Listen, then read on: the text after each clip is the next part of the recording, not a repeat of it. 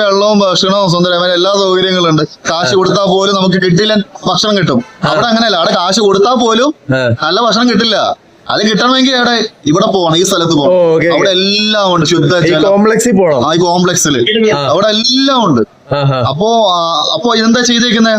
ആ കോംപ്ലക്സിൽ ഇതെല്ലാം പിടിച്ചു വെച്ചേക്കാണ്. പുറത്തുള്ള സാധാരണക്കാരന് വെള്ളം കിട്ടുന്നില്ല. ഇതെല്ലാം ഇവര് പിടിച്ചു വെച്ചിട്ട് ഇത് വെച്ചിട്ടാണ് അവരൊരു മൊനാർക്കി, അവരൊരു ഏകാധിപത്യം സ്ഥാപിക്കാൻ ശ്രമിക്കുന്നത്. ഇത് കൈവിട്ട് പോകാതിരിക്കാൻ അവർ മാക്സിമം ശ്രമിക്കും. അപ്പൊ ഈ സംഭവം ഉണ്ടല്ലോ, ഈ പറഞ്ഞ ഈ കോംപ്ലക്സ്, അപ്പൊ ഇതിനകത്ത് ഇതിനെല്ലാം ഭരിക്കുന്ന അവിടെ ആ വില്ലൻ ഇരിക്കുന്ന സ്ഥലം 200 വർഷം പഴക്കമുള്ള 200 വർഷം ആയുസുള്ള ഒരു രാക്ഷസനാണ് ഇരിക്കുന്നതൊക്കെ ഇടയിൽ സിനിമയിൽ പറയുന്നത്. അപ്പൊ അവരെയാണ് സുപ്രീം എന്ന് പറയുന്ന ആള്. അതാണ് സുപ്രീം, അതാണ് ദൈവം. ആർക്ക്? ആ നാട്ടിലുള്ളവർക്ക് അതാണ് ദൈവം. വേറെ ഒരു ദൈവം അവിടെ ഇല്ല. സർവ്വ വിഗ്രഹങ്ങളും അമ്പലങ്ങളും പള്ളികളും ഒന്നുമില്ല. ഇരിക്കുന്ന ഒരു വിഗ്രഹം പോലും എനിക്ക് കാണാൻ പറ്റത്തില്ല. എന്തോ ഒരു റയർ പീസ് പോലെ ഇടയ്ക്ക് കാണിക്കുന്നത്, ആൾക്കാർക്ക് പോലും ഇത് വിഗ്രഹമാണോ എന്ന് പോലും മനസ്സിലാകാതെ. അതുപോലെ ഇടയ്ക്ക് വെച്ച് പ്രഭാസ് തടഞ്ഞു നിർത്തുന്ന ഒരു വിഗ്രഹത്തിന് പുറകിലാണ് ഈ ഒരു വിഗ്രഹത്തിന്റെ രൂപം കാണിക്കുന്നത്. അതായത് അത്രമാത്രം മറച്ചു പിടിച്ചേക്കുന്ന കാലഘട്ടമായിരുന്നു. അത് അവര് ദൈവം എന്ന് പറഞ്ഞ സുപ്രീമാ, അല്ലാതെ ഒരു ദൈവം അവിടെ ഇല്ല. അങ്ങനെ ഒരു വേൾഡ് അവിടെ ക്രിയേറ്റ് ചെയ്തു.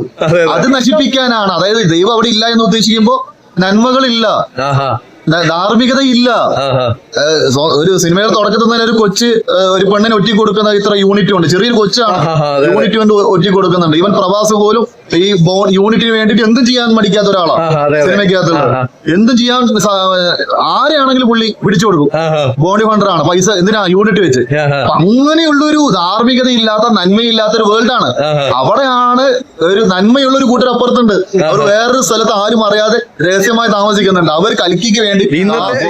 സിനിമയുടെ ക്ലൈമാക്സ് ഒക്കെ വരുന്ന സമയത്ത് എന്റെ പൊന്നളിയാ, എങ്ങനെയാണ് ഇതൊക്കെ ഒരു ഇന്ത്യൻ ഫിലിം ഇൻഡസ്ട്രി ഇങ്ങനെ ഉണ്ടാക്കുന്നത് ഞാൻ ആലോചിക്കുന്നത്. മാത്രമല്ല ഈ സിനിമയുടെ ഒരു പ്രത്യേകത, ഈ ആദ്യം മൊത്തം ഒരു പോസ്റ്റ് അപ്പോക്കലിപ്റ്റിക് വേൾഡിലാണ് ഈ സ്റ്റോറി നടക്കുന്നത്. ഒരു നിയർ ഫ്യൂച്ചർ, അതായത് എന്താ പറയാ, ലോകമൊക്കെ നശിക്കാൻ നിൽക്കുന്നത്. സിനിമയിൽ പറഞ്ഞ ഡയലോഗ് ഉണ്ട്, ഗംഗയിലെ വെള്ളം വരെ പറ്റുന്ന സമയം. അപ്പൊ അങ്ങനെയൊക്കെ അത് ശരിക്കും മിത്തോളജി പ്രകാരം അങ്ങനെ ഇരിക്കുന്ന സമയത്താണ് കൽക്കി അവതാരം പിറവിയെടുക്കുന്നത്. പക്ഷെ അവതാരത്തിന് ഏറ്റവും അവസാനത്തെ അവതാരമാണല്ലോ ഈ കൽക്കി. അപ്പൊ ഈ മിത്തോളജിനെ എടുത്തിട്ട് ഒരു സിനിമയിലോട്ട് കൊണ്ടുവരിക, അതും എങ്ങനെയാ ഒരു സ്കൈഫൈ വേൾഡിലേക്ക്, ഒരു പോസ്റ്റ് അപ്പോക്കലിപ്റ്റിക് വേൾഡിലേക്ക് ഇത് കണക്ട് ചെയ്തുകൊണ്ട് ഉണ്ടാക്കുന്ന ഒരു സാധനം ഉണ്ടല്ലോ. അത് എങ്ങനെ എഴുതാൻ പറ്റുന്നുള്ളതാ. ഇനി എഴുതാനോ ഇത് എങ്ങനെ മേക്ക് ചെയ്യാൻ പറ്റുന്നുള്ളതാ. ഇന്ത്യയിൽ അതിന് മാത്രമുള്ള ടെക്നോളജി ഉണ്ടോ? ഇന്ത്യയിൽ അതിന് മാത്രം ചെയ്യാൻ പറ്റുന്ന ആളുകളുണ്ടോ? ഇന്ത്യയിൽ അതിന് മാത്രം ഈവൻ ക്യാമറ പോലും ചെയ്യാൻ നല്ല അറിയുന്ന ആൾക്കാരുണ്ടോ? ഈ സിനിമയുടെ ക്യാമറ ചെയ്തേക്കുന്ന ഒരു സായിപ്പോ, ഒരു റഷ്യക്കാരനാണെന്ന് തോന്നുന്നു. അപ്പൊ ഇപ്പൊ ക്രെഡിറ്റ് ഒക്കെ ഞാൻ നോക്കി, അപ്പൊ VFX ഒക്കെ ചെയ്തേക്കുന്ന ഒരു വലിയൊരു ലിസ്റ്റ് ആൾക്കാരാണ്. സാധാരണ സിനിമയ്ക്ക് VFX 1-2 ആൾക്കാരുടെ പേരുണ്ടാവും. ഇത് വലിയ നീണ്ട ലിസ്റ്റാണ്. അത്രമാത്രം ഒരു VFX ഇതിനകത്തുണ്ട്. മാത്രം പ്രാക്ടിക്കൽ ആയിട്ടുള്ള എഫക്ട്സുകൾ, ഒരുപാട് സാധനങ്ങൾ. പിന്നെ ജോണർ നോക്കുകയാണെങ്കിൽ എല്ലാ ജോണറും ആ സിനിമയ്ക്കകത്ത്. ഞാൻ പറഞ്ഞല്ലോ, ഇപ്പൊ ഇത് ഒരുപാട് സിനിമയുടെ, ഹോളിവുഡ് സിനിമയുടെ ഇൻസ്പിറേഷൻസ് ഉണ്ട്, ഒരുപാട് സീരീസിന്റെ ഇൻസ്പിറേഷൻസ് ഉണ്ട്. അങ്ങനെ ഏതോ റെഫറൻസ് ഒക്കെ ഒരുപാട് കിട്ടും. അതൊക്കെ വെച്ചുകൊണ്ടൊരു ഇന്ത്യൻ മിത്തോളജിയിൽ ഒരു സാധനം കൽക്കി അവതാര പിറവിയെടുക്കുന്നത്. കലിയുഗത്തിൽ അറിയാം, കലിയുഗതാണ് ഇപ്പൊ ആ സിനിമയിൽ കാണിച്ചിരിക്കുന്നതാണ് കലിയുഗം. ഇപ്പൊ നമുക്കൊരു വ്യൂ ഉണ്ട്. ഒരു എന്തായാലും ഫ്യൂച്ചറിൽ വരുമ്പോഴത്തേക്കും ഒരുപാട് നമ്മുടെ സയൻസിലൊക്കെ പുരോഗതി വരുമല്ലോ. അങ്ങനെയെല്ലാം പുരോഗതി അവസാനം ഭൂമി നശിക്കുന്നു. ആ സമയത്ത് കൽക്കി അവതാരം വരുന്നു. അത് സംവിധായകന്റെ അത് നല്ല രീതിയിൽ തന്നെ ഈ സിനിമയിലൂടെ അത് ചെയ്തിട്ടുണ്ടെന്നുള്ളതാണ്. പ്രത്യേകിച്ച് നാഗേഷിന്റെ മുഖത്തെ സിനിമ മഹാനദിക്ക് അല്ലോ, നല്ല കിടിലൻ സിനിമയായിരുന്നു. കിടിലൻ എന്താ പറയാ, പ്രഭാസിന് ശരിക്കും പറയാൻ കുറെ നെഗറ്റീവ് പ്രഭാസിന് വലിയ പ്രസക്തി ഇല്ല ശരിക്കും പറഞ്ഞാൽ. പ്രഭാസ് ചെയ്ത കഥാപാത്രത്തിനാണ് പ്രസക്തി. കാരണം ഇപ്പൊ ബാഹുബലിക്ക് നോക്കുകയാണെങ്കിൽ പുള്ളിയെ എടുത്ത് കാണിപ്പിക്കുന്ന രീതിയിലാണ്. ഈ സിനിമയ്ക്കകത്ത് എല്ലാ കഥാപാത്രങ്ങൾക്കും ഒരു തുല്യ പ്രാധാന്യം നൽകിയിട്ടുണ്ട്. അതാണ് ഏറ്റവും വലിയ വിജയം. ഇവിടെ ഒരു തെലുങ്ക് സിനിമ വരുമ്പോൾ നായകൻ മാത്രമാണ് ഭയങ്കര സംഭവം, ബാക്കിയുള്ളവരൊന്നും കാണിക്കത്തില്ല. ഇതിൽ അങ്ങനെയല്ല. ഇതിൽ വില്ലൻ പോലും, വില്ലൻ ആരും ഞാൻ പറയുന്നില്ല, വില്ലൻ പോലും കിട്ടിലും പെർഫോമൻസാ. ആള് പേര് ഞാൻ പറയണ്ടല്ലോ, സിനിമ കാണുമ്പോ മനസ്സിലാവും. കിട്ടിലും നമ്മളിങ്ങനെ അല്ലാതെ കൂരിത്തരിച്ചു അമ്മാതിരി ഒരു വില്ലൻ. ആളുടെ ആ ഒരു ഇൻട്രഡക്ഷൻ സീനില് അല്ലെങ്കിൽ അവസാനത്തെ ആ സീനില് നമ്മളിങ്ങനെ ഇതെങ്ങനെ എക്സ്പ്രസ് ചെയ്ത് നിൽക്കാറില്ല, സത്യമായിട്ട് അറിയില്ല. ഇപ്പൊ ഡൂളില് മെസ്സിയ വരുന്നു. അതുപോലെയാണ് ഇതിനകത്ത് ഈ ഒരു അവതാര പിറവിക്ക് ആളുകൾ വെയിറ്റ് ചെയ്യും. വർഷങ്ങളായിട്ട്, നൂറ്റാണ്ടുകളായിട്ട് ഈ അവതാരത്തിന് കാത്തിരിക്കുന്ന ഒരു സമൂഹമുണ്ട്. ആ നാട്ടിലുള്ളതാണ് അവസാനത്തെ യുദ്ധരംഗൊക്കെ കാണിക്കുന്നത്. ആ നാട്ടിലുള്ള ആളുകൾ നൂറ്റാണ്ടുകളായി കാത്തിരിക്കുകയാണ് ഇത് വരാൻ വേണ്ടിയിട്ട്. ഇനി മിത്തോളജി നോക്കുകയാണെങ്കിൽ ഇപ്പോ ഇസ്ലാം മതത്തില് മെസ്സിയ ഇപ്പൊ ഇമാം മഹ്ദി എന്ന് പറഞ്ഞ ഒരാള് വരാനുണ്ട്. അതേപോലെ തന്നെ ജീസസ് ക്രൈസ്റ്റ്, അത് ഇസ്ലാം മതം വെച്ച് നോക്കുകയാണെങ്കിൽ പിന്നെ ഈസാ നബി ഇറങ്ങി വരാനുണ്ട്. അപ്പോ ക്രിസ്ത്യൻസ് നോക്കുകയാണെങ്കിൽ ജീസസ് ക്രൈസ്റ്റ് രണ്ടാമത് ഇറങ്ങി വരുന്നു. ജൂസിൽ നോക്കുകയാണെങ്കിൽ അവർക്ക് മെസ്സി ഇറങ്ങി വരുന്നു. ഹിന്ദുയിസത്തിൽ വരുമ്പോഴേക്കും അത് കൽക്കി വരുന്നു. ഇത് ഈ കൽക്കുന്ന ഈ സിനിമയ്ക്ക് തന്നെ പറയുന്നുണ്ട്, ഈ കൽക്കി എന്ന് പറയുന്നത് ഞാൻ ഈ പറഞ്ഞ എല്ലാത്തിനെയും റെപ്രസെന്റ് ചെയ്തിട്ടാണ് വരുന്നത്. അത് സിനിമയ്ക്ക് പറയുന്നുണ്ട്. അപ്പോ ഈ കൽക്കി എന്ന് പറയുമ്പോ ഇത് ഹിന്ദുയിസത്തിന്റെ മാത്രമായിട്ടുള്ള ഒരാളായിട്ടല്ല സിനിമയിൽ റെപ്രസെന്റ് ചെയ്തിട്ടുള്ളത്. സിനിമ കാണുമ്പോൾ മനസ്സിലാവും ഹിന്ദുയിസത്തിൽ മാത്രമായിട്ടുള്ള ഒരു അവതാരമായിട്ടല്ല എല്ലാ മതസ്ഥരും. സിഖുകാരൊക്കെ നാട്ടിലാണ് ഞാൻ പറയുന്നത്, കണ്ടുപോകും. എല്ലാവരും കാത്തിരിക്കുന്നത്. അതായത് ആ നാട് നശിച്ചുകൊണ്ടിരിക്കുകയാണ്, നാടിനെ നശിപ്പിച്ചുകൊണ്ടിരിക്കുകയാണ്.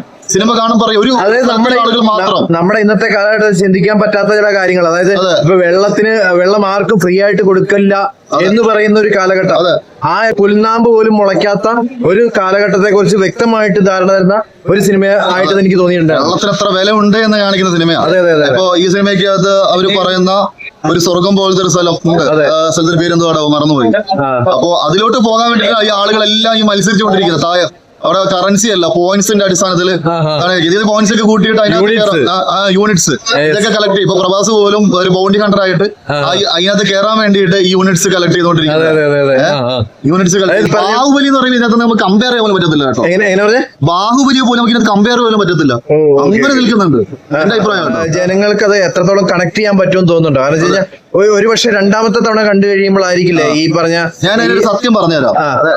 അങ്ങനെയൊന്നുമില്ല, അത്ര വലിയ കോംപ്ലക്സ് ആയിട്ടുള്ള കാര്യം സിനിമയ്ക്ക് എല്ലാം വളരെ ലളിതമായിട്ട് തന്നെയാണ്. എല്ലാ കോമൺ ഓഡിയൻസിനും മനസ്സിലാക്കാൻ പറ്റുന്ന രീതി തന്നെയാണ് ഉണ്ടാക്കി വെച്ചത്. ഒന്നും അങ്ങനെ കുറെ കാര്യങ്ങൾ ഇങ്ങനെ ഡയലോഗിൽ മാത്രം കുറെ രഹസ്യങ്ങൾ ഒളിച്ചിരിക്കുന്നു, അത് നമ്മളിങ്ങനെ കണ്ടെത്തുക, അങ്ങനൊന്നുമില്ല. എല്ലാം ഓപ്പണാ, എല്ലാവർക്കും മനസ്സിലാക്കാൻ പറ്റും. അതായത് സാധാരണക്കാരന് കാണാൻ വേണ്ടിയിട്ടാണ് സംവിധാനം ഈ സിനിമ ഉണ്ടാക്കി വെച്ചേക്കുന്നത്. ഇത് ബുദ്ധിജീവികൾക്കും സിനിമ റിവ്യൂ നിരൂപണം നടത്തുന്ന കൊമ്പന്മാർക്കും കാണാൻ വേണ്ടിയിട്ടല്ല, എല്ലാ സാധാരണക്കാരനും.